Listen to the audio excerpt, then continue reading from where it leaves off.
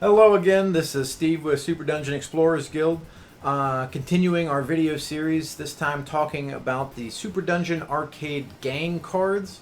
So we're going to look at, for this video, we're going to look at the Egg Clutch Spawn Point and the Dragonborn card that's associated with it. So let's first look at the gang card. Why not? So the gang card's going to have the name of the gang. So let's look at the Dragonborn. So Dragonborn is the name of the gang in that one. If you look at that, the yellow banner on the right there, that is the solo attributes. So if there's only one model remaining in the gang, we're going to use the solo attributes. Now the gang attributes. So monsters in Super Dungeon Arcade are stronger when they are working together. So if there's more than one model in the gang, you're going to use the gang's gang attributes instead of the solo attributes. So these, if you'll notice, they're going to hit stronger, they're going to have a longer range when they're activating as a gang. Now, similar to the hero card that we looked at in the last video, they have a number of action points at the top that'll determine the number of attacks that they may make when they're directed to do so. Now, you'll notice on the arcade versions of these cards that there's not, will, dex. We're looking at strength. It's kind of combined under strength, and there's no dice. It's a static value. So when the gang attacks a hero, the hero has to defend, so they're going to have to roll equal or greater than the gang's strength in order to avoid suffering a wound. So that little RNG, that's the range. That's the range and number of squares that the gang can attack from. We're going to come down from that. There's the affinity. So that's the color of the goddess crystal, they call them. The model has an affinity with. Again, there's more effects in game that will apply to this. So we'll talk about those kind of as they come up. We'll come down.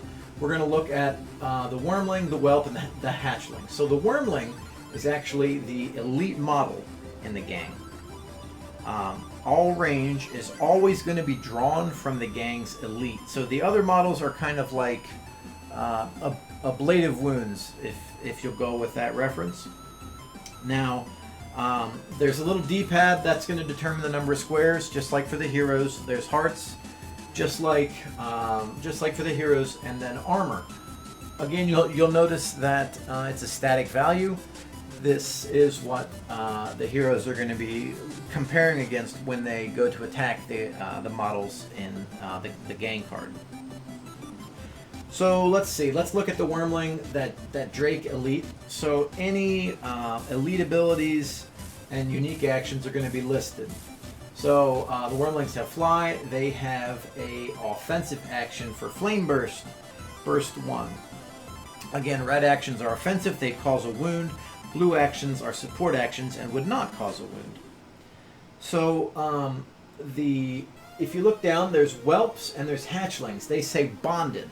So bonded monsters are part of the gang. Bonded monsters have unique abilities, hearts, damage, movement, armor, just like elites. However, the gang's elite is going to benefit from the abilities and unique actions of the bonded monster, as long as they're within 2 squares.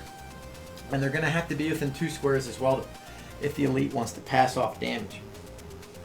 So we're going to take a look now at the kind of the spawn point card as well, and let's break that down real quick. So the spawn point, looking at here, we have the Egg Clutch chosen. So the Egg Clutch, you'll see there's no for this spawn point, there's no movement, there's no action, so it's not going to be, moving around the board and attacking anything necessarily. It has a static value of 1 armor. Let's see, we'll go down. It's got 3 hearts, so it can take 3 points of damage before the spawn point's destroyed. The spawning pool. The spawning pool is going to list what models are available in, the spawn pool. So 2 Wormlings, 2 Whelps, 2 Hatchlings, as well as the spawn point. Card section is going to list any associated gangs with that spawn point. For this one, there's just one. It's kind of simple. And then quick hatch. So looking back in the middle there, there's going to be, we'll say, special abilities, special relevant abilities for the spawn points that are going to be listed there with the rules printed on the back of the card. In this example in particular, Quick Hatch is going to let them, any models spawn there, may make an immediate move command. We're going to talk about the commands and whatnot in our next video, kind of go through all the little all the commands that the monsters might get and kind of show you some examples of movement on the board. So that's sort of the breakdown of the monster cards. So please stay tuned. We're going to go through and do monster commands in the next video, and then start setting up the board, getting some gameplay going. So yeah, please feel free to check out these other videos. In our other section, you can see some videos of actual gameplay. Now these aren't necessarily geared towards new players. This is you know, sort of people just going through and enjoying a game themselves, so you can watch it. Maybe you'll get some benefit from it, maybe you won't. But if you're new, I highly recommend you check out the other videos in the series to kind of get an idea of how to get going with the game. So thanks, and I'll see you for the next one.